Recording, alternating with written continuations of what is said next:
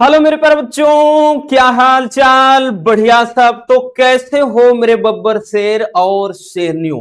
उम्मीद करते हैं आप सभी एकदम मस्त होंगे और लाजवाब तरीके से तैयारी भी कर रहे होंगे। और आपकी तैयारी को और भी बेहतर बनाने के लिए आज हम हाजिर हैं एक और चैप्टर के वन शॉट को लेकर।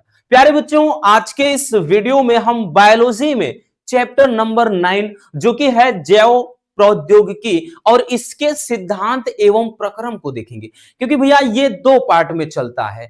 ठीक है ना? यानी जैव प्रौद्योगिकी एक में सिद्धांत एवं मतलब प्रक्रम सीखेंगे, और जो 10वां होता है वो भी जैव प्रौद्योगिकी का होता है, उसमें अनुप्रयोग देखा जाता है। ठीक है ना? तो ये 9वां 10वां समझो एक ही चैप्टर होता है, लेकिन इसको अलग अलग तरीके से दिखाया गया है। तो चलिए देख लेते हैं जितना इंपॉर्टेंट क्वेश्चन इस चैप्टर से बन सकते हैं अपन एक ही वीडियो में फिनिश कर देते हैं। और भैया वैसे भी ये वन शॉट जो होता है भैया, इसमें हमारा सिर्फ एक ही टारगेट होता है कि हम इंपॉर्टेंट क्वेश्चन को ही सिलेक्ट करें, ठीक है, जो एग्जाम में पूछे जाते हैं। चलिए शुरू करते हैं बबुआ। तो भैया पहला क्वेश्चन क्या है प्यारे बच्चों? पहला क्वेश्चन है कि जीनी अभियांत्रिकी या जैव प्रौद्योगिकी से क्या तात्पर्य है। देखिए इसको पूछा गया है, एक नंबर में ज्यादा इसको पूछा गया है भैया। ठीक है, परिभाषा है, ये डायरेक्टली परिभाषा है। ठीक है, परिभाषा जब भी पूछा जाएगा कि जैव प्रौद्योगिकी क्या है, जीनी अभियांत्रिकी क्या है, या इसको जीनी इंजीनियरिंग कह के आता है, हिंदी में आएगा, अंग्रेजी वर्ड है, लेकिन बोल देगा कि जीनी इंजीनियरिंग क्या किसे कहा जाता है। तो देखिए ये होता क्या है भैया, तो ये जीव विज्ञान की वो शाखा होती है जिसके अंतर्गत क्या होता है, किसी भी सूक्ष्म जीव, कोशिकीय अवयव व अन्य सजीव तंत्र को एक बड़े पैमाने पर क्या करते हैं, मानव कल्याण के लिए प्रयोग करते हैं। ठीक, अभी इसके पहले वाला चैप्टर भैया, चैप्टर नंबर 8 जो 8 है, आपने उसमें यही तो देखा कि मानव कल्याण में सूक्ष्म जीव। तो आपने देखा कि भैया किन किन क्षेत्रों में सूक्ष्म जीवों का प्रयोग किया जाता है। तो आपने बड़े पैमाने पर देखा था, घरेलू उत्पाद के लिए देखा था, उसके बाद औद्योगिक स्तर पर आपने देखा था। तो वही चीज है कि ये विज्ञान की यानी जीव विज्ञान की वो शाखा जिसके अंतर्गत क्या है, सूक्ष्म जीवों का, मतलब कोई सूक्ष्म जीव है या कोशिकीय अवयव है या फिर कोई सजीव तंत्र है, इनका मानव कल्याण के लिए एक बड़े पैमाने पर, बड़े स्तर पर प्रयोग किया जाता है। तो विज्ञान की वो शाखा ही क्या कहलाएगी, जैव प्रौद्योगिकी कहलाएगी। ठीक है, परिभाषा समझ में आ गया। जैव प्रौद्योगिकी विज्ञान की वो शाखा है, खासतौर पर भैया जीव विज्ञान की वो शाखा है जिसके अंतर्गत किसी सूक्ष्म जीव, कोशिकीय अवयव व सजीव तंत्र का एक बड़े पैमाने पर मानव कल्याण के लिए भैया उपयोग किया जाता है। तो वो शाखा ही कहलाएगी जैव प्रौद्योगिकी। ठीक है, तो ये एक नंबर में पूछा जाता है। अब भैया जैव प्रौद्योगिकी की सहायक तकनीकियां क्या है, ये भी भैया पूछा गया है 2024 में और 25 में, यहां से भी क्वेश्चन आया है। और ऐसे ही परिभाषा करके पूछ लिया था कि जैसे भैया जैव, यहां तो हम देखेंगे कि जैव प्रौद्योगिकी की सहायक तकनीकी कौन कौन से हैं। तो पहला है भैया रासायनिक तकनीकी। रासायनिक तकनीकी, तो भैया रासायनिक तकनीकी कहे या रासायनिक अभियांत्रिकी, मतलब जो जैव प्रौद्योगिकी है इसको दो तरीके से हम प्रेजेंट करते हैं। ठीक, तो जिसमें सबसे पहला है रासायनिक अभियांत्रिकी। अब देखिए रासायनिक अभियांत्रिकी में क्या होता है, तो इसमें सूक्ष्म जीवों का कृत्रिम रोगाणु रहित वातावरण में संवर्धन करा करके जैव प्रौद्योगिकी उत्पाद प्राप्त किए जाते हैं, जैसे में प्रतिजैविक एंजाइम। ठीक, जितने भी एंटीबायोटिक्स बनती हैं, चाहे भैया जैसे प्रतिजैविक में जैसे स्ट्रेप्टोमाइसिन है, क्या है, नियोमाइसिन है, रेमाइसिन है, ठीक, पेनिसिलिन है। तो जितने भी प्रतिजैविक होते हैं यानी एंटीबायोटिक जो होते हैं, तो वो रासायनिक अभियांत्रिकी के अंतर्गत क्या है, तैयार किए जाते हैं। ठीक है, ये समझ में आ गया भैया। तो यहां पे हमारा, यहां से भैया दो तरीके का क्वेश्चन बन रहा है। एक तो हमने ये बता दिया कि जैव अभियांत्रिकी क्या है, फिर यहां से बोला जाता है, ऐसे पूछ लिया जाता है भैया डायरेक्टली परिभाषा में कि रासायनिक अभियांत्रिकी किसे कहते हैं। और तो ये क्या है, रासायनिक अभियांत्रिकी इसी जैव अभियांत्रिकी के अंतर्गत है, यानी ये पहला हो गया। अब दूसरा क्या होता है, आनुवांशिक अभियांत्रिकी। दूसरा क्या है भैया, आनुवांशिक अभियांत्रिकी। अब देखिए आनुवांशिक अभियांत्रिकी किसे कहते हैं, और ये कुछ ज्यादा ही पूछता है। ठीक, जब भी पूछा है यही वाला तो ये ज्यादा पूछता है। तो आनुवांशिक अभियांत्रिकी होता क्या है भैया, तो आनुवांशिक अभियांत्रिकी में क्या होता है, आनुवांशिक पदार्थ को तोड़ने और जोड़ने का कार्य किया जाता है। यानी उसमें जो डीएनए होता है इसको क्या करते हैं, तोड़ने और जोड़ने का कार्य इसमें होता है। ठीक है, तो यहां पे ध्यान देना, आनुवांशिक अभियांत्रिकी का जो जनक है अगर बहुविकल्पी में आ गया तो पाल वर्ग को माना जाता है। इसके अंतर्गत आनुवांशिक पदार्थ जो कि जीन या फिर डीएनए कह लें को जोड़ने मतलब तोड़ने या जोड़ने का कार्य इसमें होता है। इसमें प्राणी शरीर के बाहर डीएनए में हेर फेर किया जाता है जिसके फलस्वरूप उस प्राणी की नई आनुवंशिक प्रभेद बनाई जा सकती है तथा नए लक्षण विकसित किए जा सकते हैं। ठीक है, तो ये आनुवंशिक अभियांत्रिकी के अंतर्गत होता है। ठीक, समझ में आ गया? अगर नहीं आया तो एक ग्राफ के माध्यम से समझते हैं। एक ग्राफ के माध्यम से समझते हैं भैया, एक ग्राफ के माध्यम से समझते हैं। हमने अभी क्या बताया कि जो जीनी अभियांत्रिकी है, जीनी अभियांत्रिकी होता है, जीनी अभियांत्रिकी की परिभाषा आपने देखा। और उसके बाद भैया जीनी अभियांत्रिकी में प्यारे बच्चों दो शाखाएं होती हैं, या जीनी अभियांत्रिकी को प्रमुख रूप से इसकी दो सहायक तकनीकियां हैं। पहला है रासायनिक अभियांत्रिकी। कौन सा भैया? रासायनिक अभियांत्रिकी, अभियांत्रिकी, रासायनिक अभियांत्रिकी। और दूसरा क्या है भैया, तो इसमें है आनुवंशिक अभियांत्रिकी, आनुवंशिक अभियांत्रिकी। ठीक है, समझ में आ गया? तो जीनी रासायनिक अभियांत्रिकी में इसमें क्या बताया गया कि विभिन्न प्रकार के जो एंटीबायोटिक्स हैं यानी प्रतिजैविक और एंजाइम तैयार किए जाते हैं। फिर आपने आनुवंशिक अभियांत्रिकी जो कि ये सामने है, इसमें क्या है भी, जो जीन है इसमें भाई जोड़ने और तोड़ने का कार्य होता है। ठीक है, जैसा कि आपको हम बता दें, यहां पर थोड़ा समझिएगा भैया। अगर क्या कहते हैं, समझिए, यहां पे हमने आपको बताया है, इसके पहले भी बताया है कि जो डीएनए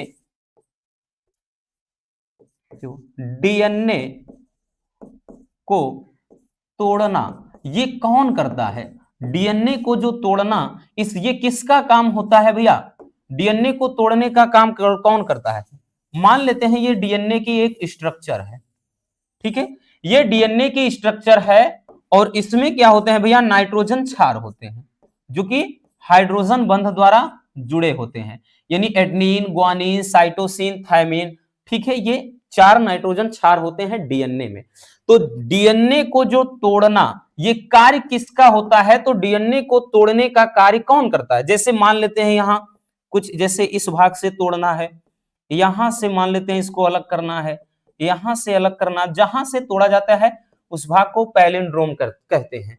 और जो तोड़ता है उसका नाम क्या है भाई? इसको मान लेते हैं यहां से तोड़ना है, तो जो तोड़ता है उसका नाम क्या होता है? प्रतिबंधन एंजाइम। क्या चीज भैया? प्रतिबंधन एंजाइम।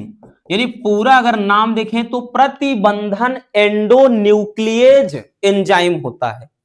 ठीक है, ये तोड़ना है। और बाकी बच्चों तो इनको जोड़ने का काम कौन करता है?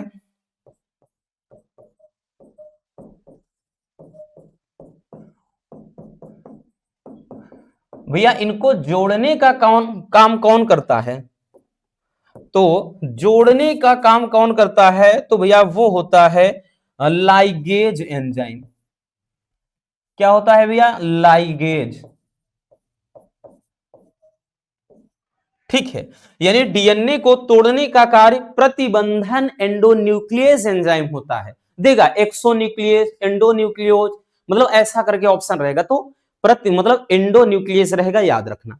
ठीक है, तो यहां पर यही चीज जो है इसमें कह रहा है कि जो आनुवांशिक अभियांत्रिकी है, इस अभियांत्रिकी का जनक है पालबर्ग है। और इसमें क्या है? आनुवांशिक पदार्थ। डीएनए क्या है? एक आनुवांशिक पदार्थ है। तो इसमें क्या होता है भैया, इसी को तोड़ने का या फिर जोड़ने का कार्य होता है। ठीक है, और इसमें करते क्या है भाई, शरीर के बाहर इसमें डीन में हेर फेर करके एक नई प्रभेद यानी एक नई नस्ल तैयार करते हैं, और इससे क्या है, किसी दूसरे जीव के शरीर में प्रविष्ट कराया जाता है, यानी प्रवेश कराया जाता है। ठीक है, तो वो डीएनए जो होता है अपना भाई अपनी क्रिया विधि को उसके शरीर के अंदर दिखाएगा। ठीक, तो ये काम होता है आनुवंशिक अभियांत्रिकी में। ठीक है, इसको भी स्क्रीनशॉट कर लीजिए भैया।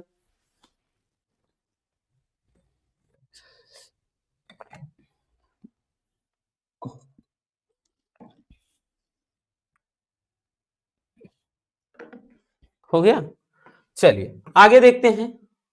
अगला क्वेश्चन देखते हैं। देखिए ये लॉन्ग वाला है लेकिन इंपॉर्टेंट बहुत है। ठीक है, बहुत ज्यादा इंपॉर्टेंट है भैया, वेरी वेरी इंपॉर्टेंट है, और कोई ऐसा साल नहीं कि जब ना पूछा जाए, 100 में 100% पूछा जाने वाला टॉपिक। लेकिन इतना भी याद रखना भैया, ये 5 नंबर का टॉपिक आता है, शॉर्ट में ये कभी नहीं पूछा जाएगा। जब भी आएगा 5 नंबर का टॉपिक आएगा। कह रहा है कि डीएनए पुनर्योगज तकनीक क्या होता है, इसकी व्याख्या करना। ठीक है, तो डीएनए पुनर्योगज तकनीक क्या होता है, नाम ही है पुनर्योगज। पुनर्योगज, तो देखिए भैया, किसी जीव से प्राप्त वांछित डीएनए को पोषक के डीएनए से जोड़कर कोई वांछित उत्पाद प्राप्त करना ही क्या कहलाता है, डीएनए पुनर्योगज तकनीक कहलाती है। मतलब किसी जीव से प्राप्त वांछित जीन का कोई किसी जीव से जिसे क्या है जीन कोई या डीएनए निकाला गया है, उसे कोई पोषक, यहाँ पे पोषक ई कोलाई के रूप में प्रयोग किया गया है। ठीक है, तो उस पोषक के डीएनए से जोड़ करके, भाई जैसे क्या है, किसी जीव का एक विषय है ना, कि कोई भी एक जीव है उसके डीएनए को लिया गया है, और कोई एक भाई उसी से मैचिंग या फिर मिलता जुलता एक और ले लिया उसके जीन को, मतलब जीन क्या कहते हैं, जीन या डीएनए को लिया गया, और जब ठंडा करते हैं तो ये जुड़ जाते हैं दोनों, मतलब हेलिक्स धागे। क्योंकि इसमें डीएनए का आकृतिकरण विकृतीकरण भी पूछा जाता है। आकृतिकरण क्या होता है प्यारे बच्चों, समझने का प्रयास करिए। जब डीएनए को गर्म किया जाता है तो दोनों हेलिक्स यानी दोनों धागे अलग हो जाते हैं, और ये प्रक्रिया क्या होती है, डीएनए का विकृतीकरण। और जब पुनः ठंडा करते हैं तो भैया दोनों हेलिक्स जुड़ जाते हैं। तो ये आकृतिकरण, यानी जब गर्म करेंगे तो विकृत हो जाएंगे, टूट जाएंगे, और जब ठंडा करेंगे तो आकृति फिर से बन जाएगी, यानी जुड़ जाएंगे। तो यहां पर वही चीज होता है भैया, जब अलग अलग मतलब ये होगा जुड़ जाएंगे, ये फिर से एक नया डीएनए तैयार हो जाता है। तो यहां पर वही चीज कह रहा है कि किसी जीव से प्राप्त वांछित डीएनए को जब पोषक के डीएनए से जोड़कर कोई वांछित उत्पाद प्राप्त किया जाता है तो ये प्रक्रिया या ये तकनीकी डीएनए पुनर्योगज तकनीक कहलाती है। लेकिन ये क्या होता है, निम्नलिखित चरणों में पूरी होती है। इसमें कई चरण होते हैं। पहला चरण है वांछित जीन का विलगन। क्या भैया, वांछित जीन का विलगन। सर्वप्रथम क्या करते हैं, देखिए वांछित का मतलब लीगल, ठीक है, एकदम क्लियर बोले तो जो स्वस्थ हो वही चीज। सबसे पहले करते क्या है, सर्वप्रथम किसी जीव में से डीएनए खंड को अलग करना होता है। ठीक है, विलगन यानी यहां अलग करना।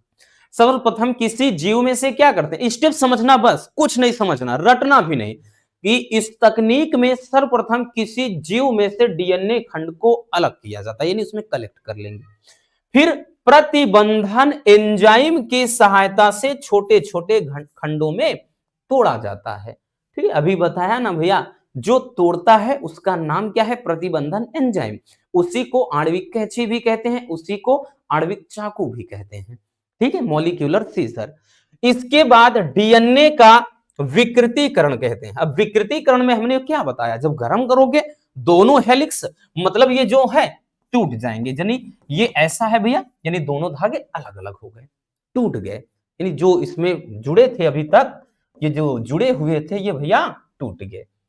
तो पहला स्टेप समझ में आ गया। सबसे पहले जीव में से डीएनए खंड को अलग करना होता है, फिर उसके बाद प्रतिबंधन एंजाइम की सहायता से डीएनए को छोटे छोटे खंडों में तोड़ देते हैं, फिर उसके बाद उसका विकृतीकरण किया जाता है। चलिए नोट कर लीजिए।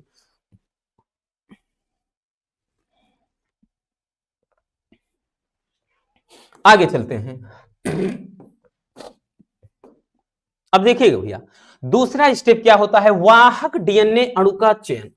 अब दूसरे अणु में होता क्या है, मतलब दूसरे चरण में इसमें क्या होता है, इसके अंतर्गत किसी वांछित जीन को किसी अन्य जीव के साथ डीएनए खंड को जोड़कर एक पुनर्योगज डीएनए अणु का निर्माण करते हैं। मतलब इसमें क्या कह रहा है कि वाहक डीएनए अणु का चयन, यानी इसमें क्या करते हैं कि वांछित जीन को किसी अन्य जीव के साथ डीएनए खंड को क्या करेंगे, जोड़ करके पुनर्योगज डीएनए अणु तैयार करेंगे।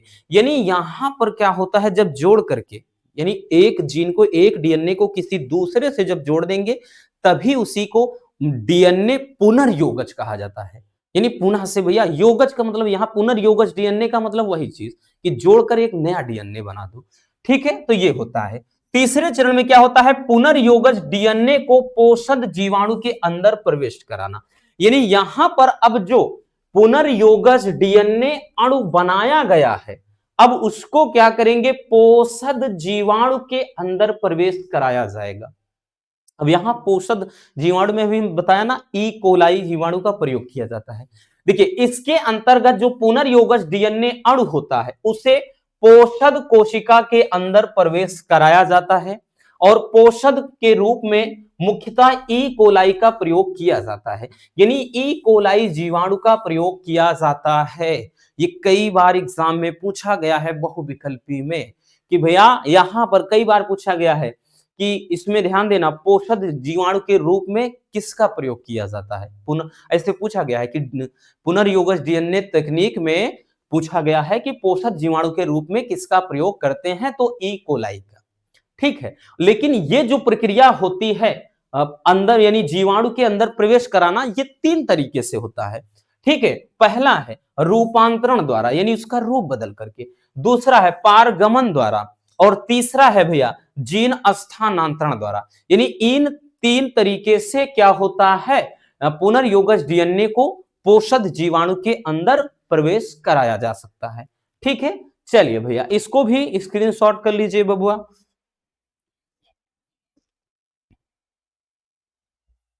हो गया ना, आगे चलते हैं। अब देखिएगा भैया, अगला देखिए स्टेप। अगला स्टेप क्या है, अगला है कि पुनर्योगज डीएनए का पुंजकीकरण। तो इसके अंतर क्या होता है, पुंजकीकरण के अंदर देखिए, इस चरण में पुनर्योगज डीएनए अणु की अनेक प्रतिलिपियां तैयार की जाती हैं। यानी इस चरण में जो पुनर्योगज डीएनए होता है या डीएनए पुनर्योगज अणु होता है, इसकी अनेक प्रतिलिपियां, प्रतिलिपियां का मतलब इसका फोटो कॉपी, यानी इसके बहुत सारे क्लोन जो होता है तैयार की जाती हैं। इसमें जीवाणु के अंदर पुनर्योगज डीएनए अणु बार बार द्विगुणन करके अनेक प्रतिलिपियां तैयार करता है। मतलब वो जो डीएनए जाएगा अपनी संख्या बढ़ाता चला जाता है, मतलब बार बार उनमें द्विगुणन होता है। अब द्विगुणन करके उसकी बहुत सारी, यानी करोड़ों की संख्या में भैया उसकी प्रतिलिपियां तैयार हो जाती हैं। ठीक है, चौथे स्टेप में। और उसके बाद 5वें में क्या होता है भैया, 5वें में पुनर्योगज डीएनए से उत्पाद प्राप्त हो जाता है। यानी इसके अंतर्गत मतलब पुनर्योगज डीएनए अणु से क्या होता है, विजातीय जीन उत्पाद प्राप्त किया जाता है।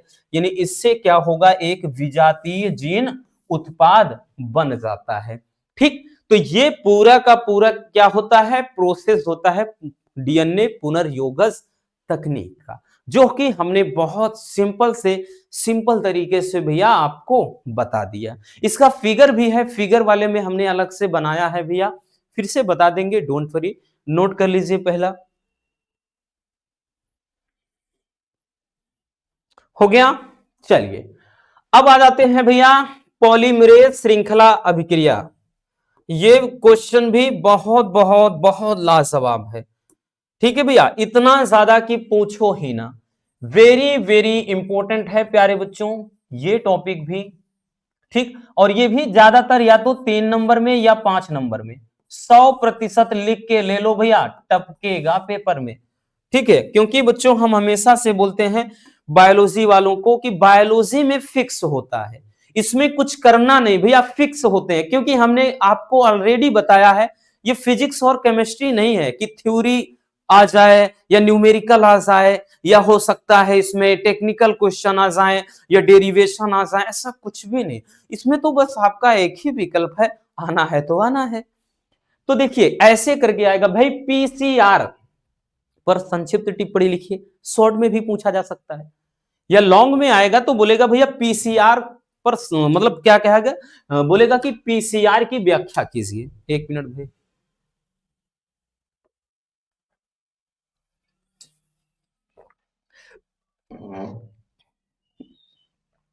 देखिए भैया पीसीआर हिंदी में लिखा होता है कभी कभार, पीसीआर का मतलब पॉलीमरेज, सी का मतलब चैन, आर का मतलब रिएक्शन, यानी पॉलीमरेज श्रृंखला अभिक्रिया। ठीक है, पॉलीमरेज श्रृंखला अभिक्रिया क्या होती है, ध्यान से समझिए। देखिए पॉलीमरेज श्रृंखला अभिक्रिया के अंतर्गत बात कर लें, इसके अंतर्गत वांछित जीन खंड की अनेक प्रतिलिपियां प्राप्त की जा सकती हैं। यानी जो पीसीआर है, तो पीसीआर के अंतर्गत वांछित जीन खंड की अनेक प्रतिलिपियां, यानी उसकी बहुत सारे क्लोन तैयार किए जा सकते हैं। और इस अभिक्रिया में सर्वाधिक प्रयोग में लाया जाने वाला जो एंजाइम है वो डीएनए पॉलीमरेज है। क्या कभी कभार ये पूछा गया है कि पीसीआर के अंतर्गत सबसे अधिक प्रयोग में लाया जाने वाला एंजाइम कौन सा है, तो भैया वो क्या है, डीएनए पॉलीमरेज है। ठीक है, और इस तकनीक की खोज कैरी मुलिस नामक वैज्ञानिक ने भैया किया था। किसने, कैरी मुलिस नामक वैज्ञानिक ने। ठीक, तो ये कुछ चीजें थोड़ा याद रखना कि किसने किया, कैरी मुलिस नामक वैज्ञानिक ने। सर्वाधिक प्रयोग में लाया जाने वाला एंजाइम कौन है, तो डीएनए पॉलीमरेज है। बाकी अब शुरू यहां से होता है कि जो पीसीआर होता है, यानी पॉलीमरेज श्रृंखला अभिक्रिया, ये 3 चरणों में अभिक्रिया पूरी होती है। कितने चरणों में भैया, 3 चरणों में। ठीक है, पहला क्या होता है, विकृतीकरण। अब विकृतीकरण जैसा कि हमने आपको बताया है कि विकृतीकरण होता क्या है। विकृतीकरण का मतलब हाइड्रोजन, जो क्या कहते हैं, डीएनए के बीच जो हाइड्रोजन बंध होते हैं वो जब टूट जाएंगे, दोनों धागे अलग हो जाएंगे, वही चीज होता है विकृतीकरण। तो इसमें क्या होता है, इस चरण के अंतर्गत डीएनए रज्जुक, रज्जुक का मतलब वही धागे, चाहे हेलिक्स बोलो धागे बोलो, ठीक है, दोनों धागे को जब क्या है 2 मिनट के लिए 95 अंश सेल्सियस तक गर्म करते हैं। ठीक है, हाई टेम्परेचर पर 2 मिनट के लिए 95 अंश सेल्सियस तक गर्म करते हैं। इससे होगा क्या भैया, डीएनए में उपस्थित हाइड्रोजन बंध जो होता है वो टूट जाता है। ठीक है, मतलब जैसे भैया ध्यान देना, ये डीएनए की स्ट्रक्चर है, ये डीएनए की स्ट्रक्चर है, तो इसके बीच में ध्यान दो भैया, इसके बीच में प्यारे बच्चों ये जो बंध दिख रहा है आपको ग्रीन में, ये क्या है, हाइड्रोजन बंध है। ठीक है, यानी वैसे तो नाइट्रोजन क्षार होते हैं, लेकिन बंध क्या होता है, हाइड्रोजन बंध होता है। तो जब क्या करेंगे, 2 मिनट के लिए 95 अंश सेल्सियस तक गर्म करते हैं तो हाइड्रोजन बंध टूट जाएंगे तथा डीएनए के रज्जुक अलग हो जाएंगे। यानी जब इसको गर्म करेंगे तो भैया ये क्या हो जाएंगे, टूट जाएंगे, अलग हो जाएंगे। यानी इसमें जो धागे हैं फिर वो क्या हो जाएंगे, इस तरह से अलग अलग। ठीक है, ये हेलिक्स एक से अलग हो जाएगा, टूट जाएगा। ठीक, समझ में आ गया भैया पहला स्टेप। चलिए पहला चरण है, नोट कर लीजिए पहले। हो गया भैया, आगे चलते हैं। दूसरा देखिए, देखिए दूसरा क्या होता है, दूसरा है तापानुशीतन। तापानुशीतन में होता क्या है, देखिए तापानुशीतन का इसमें क्या होता है कि इस चरण में डीएनए को क्या है लगभग 40 अंश सेल्सियस पर शीतलन बोले तो ठंडा करते हैं। इसमें ठंडा किया जाता है भाई, पहले जब गर्म करेंगे, गर्म करने पर दोनों धागे टूट जाते हैं डीएनए के, फिर उसके बाद बच्चों क्या करते हैं, ठंडा करते हैं। और ठंडा करने भाई इसलिए ठंडा मतलब ठंडा करते हैं ताकि प्रारंभक अपने पृथक डीएनए रज्जुकों पर पूरक अनुक्रमों का तापानुशीतन कर सके, यानी उनका अनुक्रम फिर से सही तरीके से क्या है व्यवस्थित हो सके। और पीसीआर के द्वितीय चरण को प्रारंभिक बंधन भी कहा जाता है। ठीक है, तो सीधी सी बात कि दूसरे चरण में आपको ज्यादा नहीं रटना, बस दूसरे चरण में यह लिख देना है कि इस चरण में या तापानुशीतन के अंतर्गत डीएनए को लगभग 40 अंश सेल्सियस तक क्या करते हैं, ठंडा करते हैं। ठीक है, इसमें यह प्रोसेस होता है। अब अगला है भैया दीर्घीकरण। दीर्घीकरण के अंतर्गत क्या होता है? दीर्घीकरण में इस चरण में डीएनए पॉलीमरेज एंजाइम, क्योंकि सबसे अधिक एंजाइम यही इसमें प्रयोग होता है पीसीआर में, तो इसमें डीएनए पॉलीमरेज एंजाइम पॉलीमरेज प्रारंभक को प्रसारित करता है। भाई दीर्घीकरण का मतलब वही चीज को फैलाने का काम होता है, प्रसारित करता है तथा डीएनए का द्विगुणन पूर्ण करता है। भाई द्विगुणन जब पूर्ण करेगा इसकी बहुत सारी प्रतिलिपियां बनेंगी, तो जिससे क्या हो जाएगा भैया, डीएनए की प्रतिलिपियां तैयार होती हैं। ठीक है, तो ये पूरा का पूरा प्रोसेस किसमें होता है भैया? पीसीआर के अंतर्गत होता है। ठीक है, चलिए इसको भी स्क्रीनशॉट कर लीजिए भैया।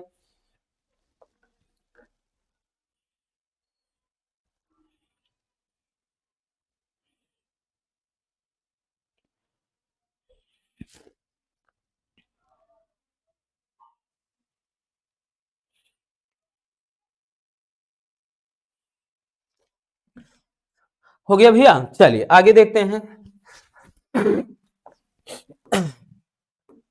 चलिए भैया, अब आ गया बायो रिएक्टर क्या है।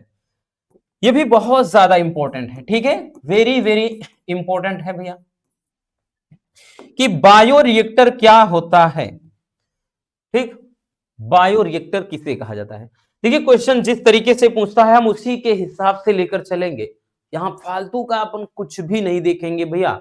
ठीक है, टू द पॉइंट चीजों को देखेंगे, क्योंकि हमने बताया ना टाइम वैसे भी नहीं है, तो देखो वही भाई जो कि हाँ एकदम क्वेश्चन क्या है सेट हो जाए। देखिए कह रहा है बायो रिएक्टर पर टिप्पणी लिखना है। बायो रिएक्टर होता क्या है?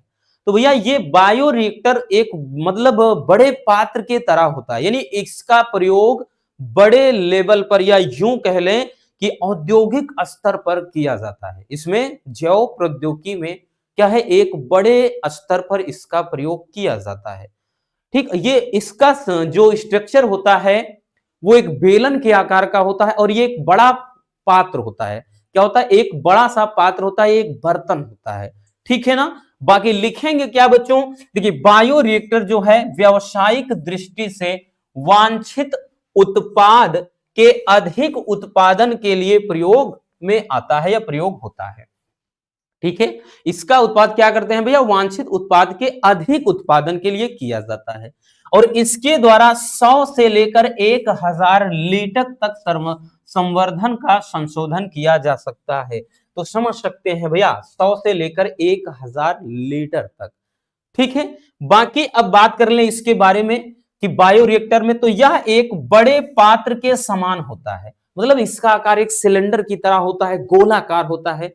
ठीक है, चारों तरफ से ये गोलाकार पूरा होगा, तो एक बड़े पात्र के समान होता है जिसमें सूक्ष्म जीवों, पादपों, जंतुओं या फिर मानव कोशिकाओं के संवर्धन से प्राप्त कच्चे पदार्थ को या कच्चे माल को जैविक रूप से विशिष्ट उत्पादों तथा एंजाइम आदि में परिवर्तित किया जाता है। ठीक, मतलब बस यही मेन पॉइंट है, मेन लाइन यही है कि यह एक बड़े पात्र के समान होता है, एक बड़े पात्र की तरह होता है जिसमें विभिन्न प्रकार के सूक्ष्म जीवों, पादपों, जंतुओं या मानव कोशिकाओं के संवर्धन से प्राप्त कच्चे पदार्थ को जैविक रूप से विशिष्ट उत्पाद या फिर एंजाइम आदि में परिवर्तित किया जाता है। ठीक है, और बाकी बात कर लें भैया, जो बायो रिएक्टर होता है ये वांछित उत्पाद की प्राप्ति के लिए अनुकूलतम परिस्थितियों को, जैसे कि पीएच हो मतलब ताप हो गया, पीएच हो गया, विटामिन हो गया, लवण, ऑक्सीजन आदि उपलब्ध कराता है। ठीक है, और अब तक बात कर ले, कभी कभार पूछा जाता है भैया सबसे अधिक प्रयोग में लाया जाने वाला बायोरिएक्टर कौन है? तो भैया विडोलक हाउस। विडोलक हाउस बायोरिएक्टर सर्वाधिक उपयोग में आने वाला बायोरिएक्टर होता है। ठीक है, तो बायोरिएक्टर क्या है समझ में आ गया ना? टिप्पणी इस पे अक्सर कभी कभार लॉन्ग में पूछता है, बट ज्यादातर शॉर्ट में ये टिप्पणी के रूप में ही आता है कि टिप्पणी लिखिए। ठीक, नोट कर लीजिए जल्दी से।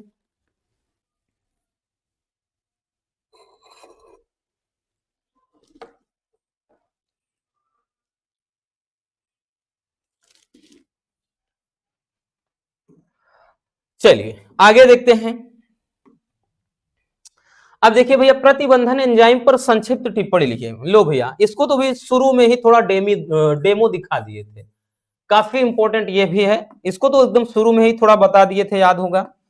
प्रतिबंधन एंजाइम पर संक्षिप्त टिप्पणी लिखिए, बहुत ज्यादा पूछता है, ठीक है, 100 में 100% आने वाला है, भले ही छोटा है, ठीक है, सरल है, लेकिन बहुत ज्यादा इंपॉर्टेंट है। देखिए भैया, प्रतिबंधन एंजाइम, अभी आपको याद होगा बच्चों, हमने एक चीज बताया था, हमने एक फिगर के माध्यम से इस तरह से बताया था कि जैसे ये डीएनए के रज्जुक हैं, तो इनको भैया तोड़ने के लिए, इनको हमने बताया था कि भैया इस तरह से, जैसे इसमें क्या होता है,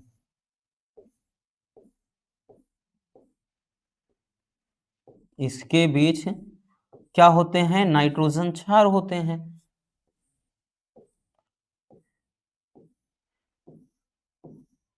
ये चीज भाई, ये डीएनए की स्ट्रक्चर है, क्या है, ये डीएनए की स्ट्रक्चर है, और डीएनए खंड को काटा, यही काटने के लिए अभी हमने बताया ना यही चीज, कि भैया मान लेते हैं कि देखिए हमने बताया ना, कुछ विशेष स्थान से काटता है, जैसे यहां से काट दिया, यहां से काट दिया, जिस स्थान से काटता है उसे पैलिंड्रोम या पैलिंड्रोम कहा जाता है, ठीक है, तो काटना है। तो इसके पहले हमने आपको यही बताया भैया कि डीएनए क्या होता है, यानी डीएनए को काटने के लिए एक विशेष प्रकार के एंजाइम का प्रयोग किया जाता है, जिसे प्रतिबंधन क्या कहा जाता है, प्रतिबंधन एंडोन्यूक्लियस एंजाइम कहा जाता है, या फिर इसी को आणविक मतलब क्या कहते हैं, कैंची या आणविक चाकू कहा जाता है, ठीक है। तो यहां पर वही चीज है कि प्रतिबंधन एंजाइम के बारे में पूछ रहा है, ये क्या होता है।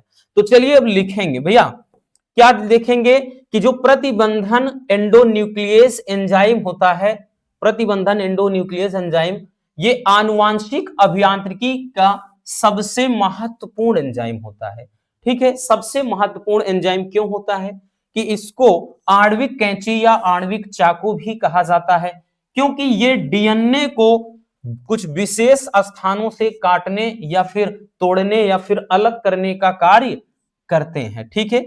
इसकी खोज आर्बर नामक वैज्ञानिक ने की थी।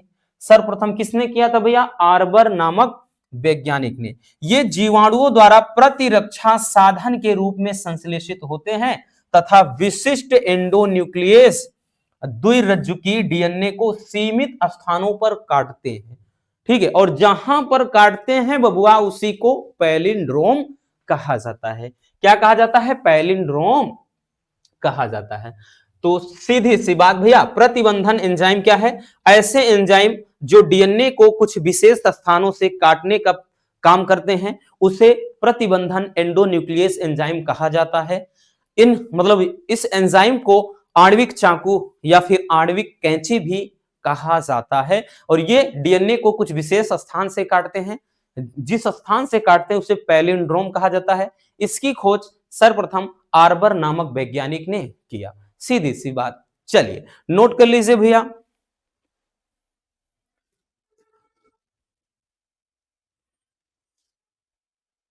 हो गया ना। चलिए आगे देखते हैं, आगे है डीएनए लाइगेज पर संक्षिप्त टिप्पणी।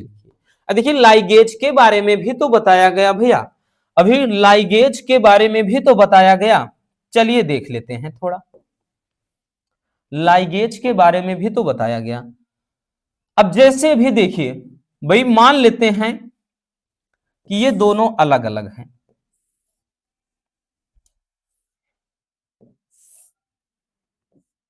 यहां से भाई अलग हुए,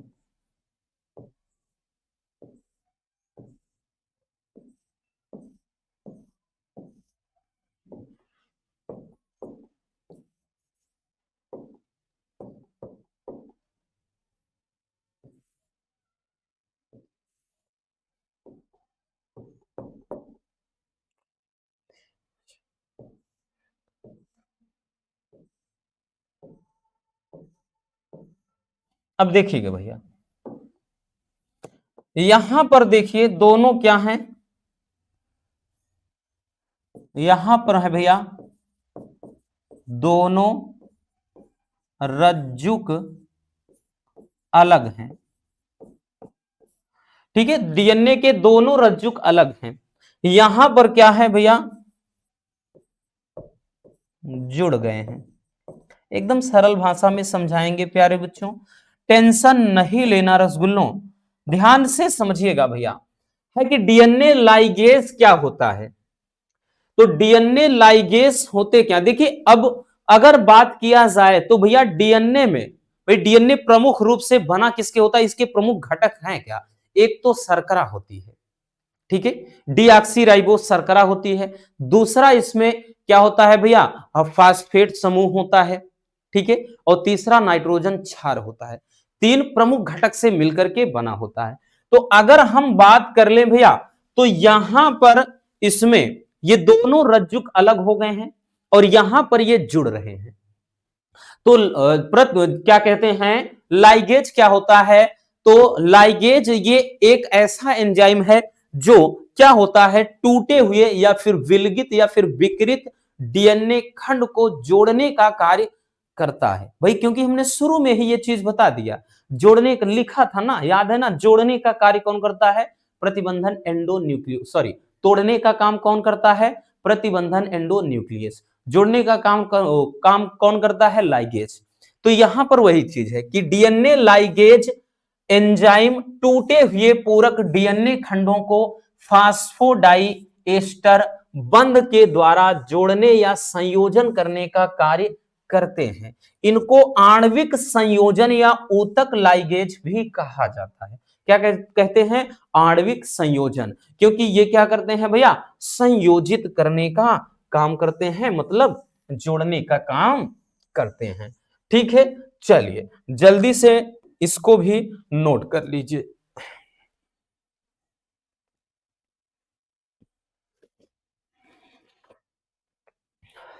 हो गया,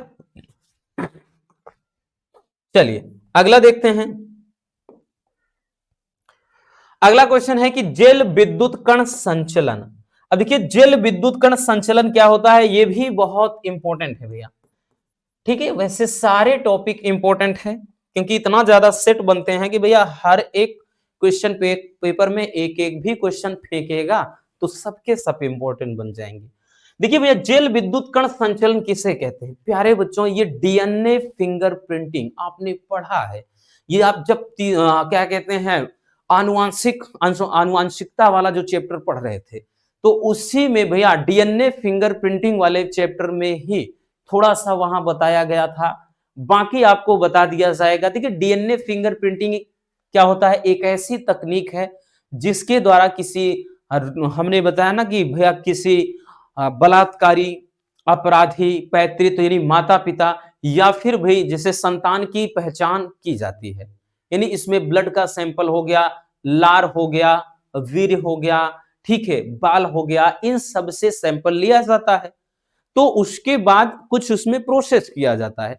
उसी प्रोसेस डीएनए फिंगरप्रिंटिंग के अंदर जो प्रोसेस किया जाता है इन सब के साथ, तो वही एक जल विद्युत कण संचलन, उसमें एक तकनीक होती है।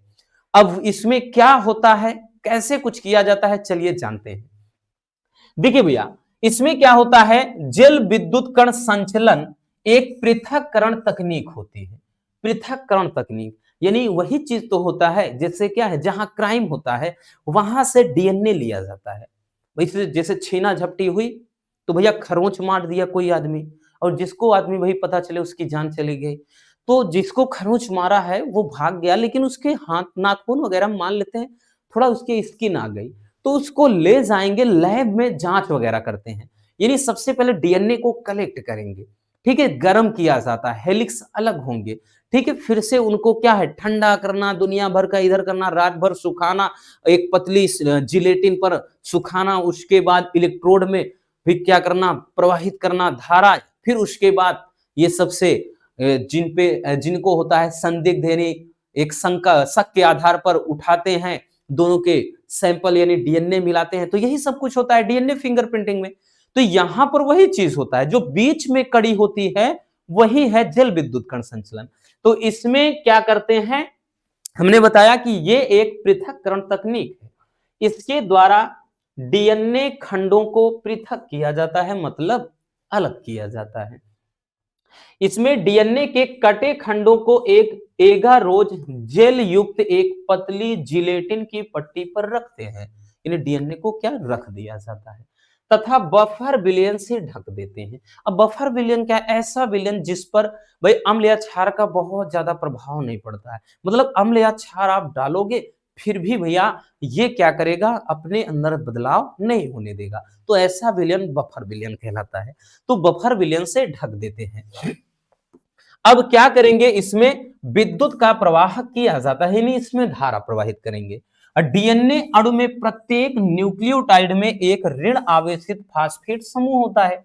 आप जानते हैं भैया इसमें फास्फेट समूह होता है, ठीक है। इसलिए डीएनए के एनोड जो है वो धनात्मक इलेक्ट्रोड की ओर आकर्षित होते हैं तथा अलग हो जाते हैं।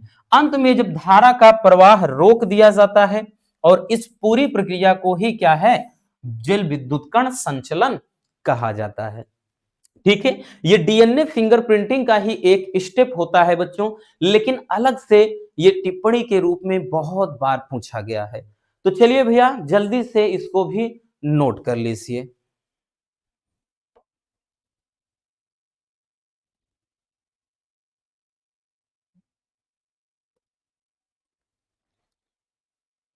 हो गया, चलिए भैया आगे देखते हैं।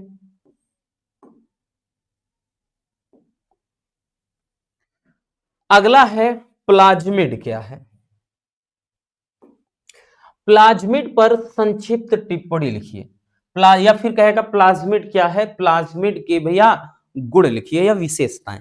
ठीक है, ये भी बच्चों काफी इंपॉर्टेंट क्वेश्चन है, मोस्ट इंपॉर्टेंट क्वेश्चन है बबुआ, याद रखना।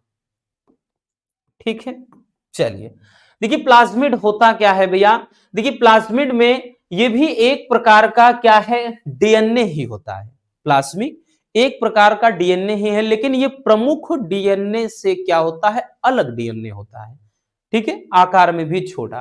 तो यह जीवाणु के अतिरिक्त डीएनए की ही एक इकाई होती है। ठीक है, ये जीवाणु के अतिरिक्त डीएनए की ही एक इकाई होती है जो प्रमुख गुणसूत्र डीएनए से स्वतंत्र रूप से अलग होते हैं। हमने बताया ना, जो प्रमुख डीएनए होता है उनसे ये क्या होते हैं, अलग होते हैं।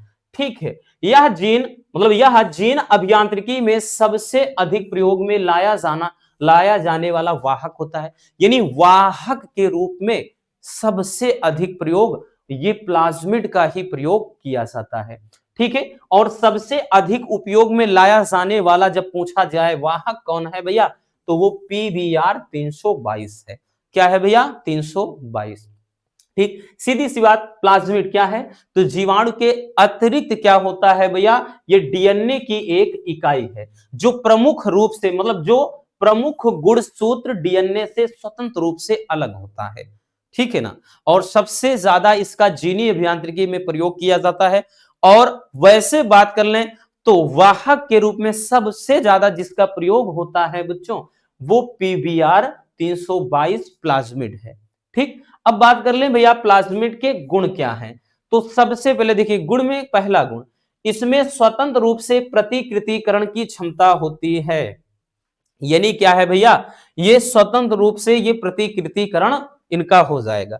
दूसरा, ये स्वतंत्र रूप से वंशागत होते हैं, यानी पीढ़ी दर पीढ़ी चलने वाले होते हैं, स्वतंत्र रूप से चलेंगे। अगला है, इन पर प्रतिजैविक प्रतिरोधक जीन स्थित होते हैं। ठीक है, तीसरा।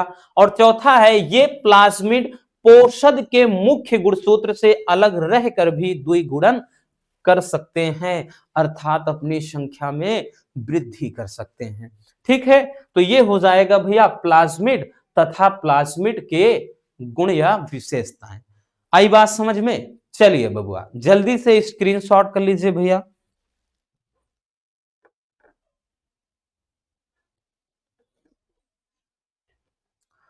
हो गया बच्चों, तो बस आज के इस वीडियो में इतना ही।